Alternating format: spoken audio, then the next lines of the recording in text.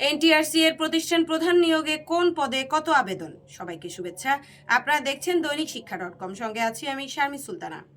বেসরকারি শিক্ষক নিবন্ধন ও প্রত্যয়ন কর্তৃপক্ষের প্রতিষ্ঠান প্রধান ও সহপ্রধান নিয়োগ পরীক্ষায় আবেদন পড়েছে ৮৬,৪৪৫টি।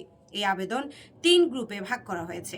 এর মধ্যে ক গ্রুপে মোট ৩৬,৩২৩টি, খ গ্রুপে মোট ৩২,৪৮৮টি এবং গ গ্রুপে মোট ১৭,৬৩৪টি আবেদন জমা পড়েছে। সোমবার শিক্ষা মন্ত্রণালয়ের একটি সূত্র দৈনিক শিক্ষা.comকে এ তথ্য জানিয়েছে। জানা গেছে, ক গ্রুপে রয়েছে উচ্চ মাধ্যমিক বিদ্যালয়ে অধ্যক্ষ ৩,৭৭৮টি, স্নাতক কলেজে উপাধ্যক্ষ ৬,৭৩৮টি, মাধ্যমিক বিদ্যালয়ের প্রধান শিক্ষক ২১,৪৬২টি, ফাজিল মাদ্রাসায় অধ্যক্ষ ১,৩৬৩টি, দাখিল মাদ্রাসায় সুপার ২,৯৮২টি, মোট ৩৬,৩২৩টি আবেদন পড়েছে। খ গ্রুপে ব্যবসায় ব্যবস্থাপনা কলেজে অধ্যক্ষ ৮১৪টি, স্নাতক কলেজে অধ্যক্ষ ৬২৪টি, মাধ্যমিক বিদ্যালয়ে সহ প্রধান শিক্ষক ২৮,৭৬৮টি, কামিল মাদ্রাসায় অধ্যক্ষ ৫৯৭টি, আলিম মাদ্রাসার অধ্যক্ষ ১,৬৮৫টি, মোট ৩২,৪৮৮টি আবেদন পড়েছে।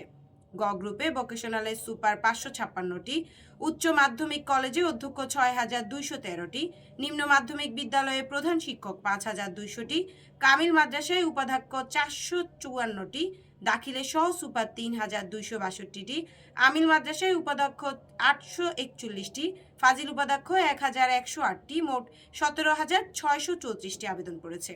এদিকে শিক্ষা প্রতিষ্ঠান প্রধান ও সহপ্রধান নিয়োগে আবেদন শেষ হয় গত ২৬ ফেব্রুয়ারি, তবে ফি জমা দেয়া গেছে ২৭ ফেব্রুয়ারি রাত ১২টা পর্যন্ত। এদিকে প্রতিষ্ঠান প্রধান, সহকারী প্রধান নিয়োগের লিখিত পরীক্ষা ঈদের পরপরই হতে পারে। পরীক্ষা শেষে ১ সপ্তাহ পর ফল প্রকাশ করা হবে। ফল প্রকাশের পরপরই ভাইবা নেওয়া হবে। এরপর চূড়ান্ত ফল আগস্টে প্রকাশ করার পরিকল্পনা রয়েছে। বিস্তারিত দেখতে পাবেন শিক্ষা বিষয়ক দেশের একমাত্র পূর্ণাঙ্গ ডিজিটাল পত্রিকা দৈনিক শিক্ষা.com-এ। ধন্যবাদ সবাইকে।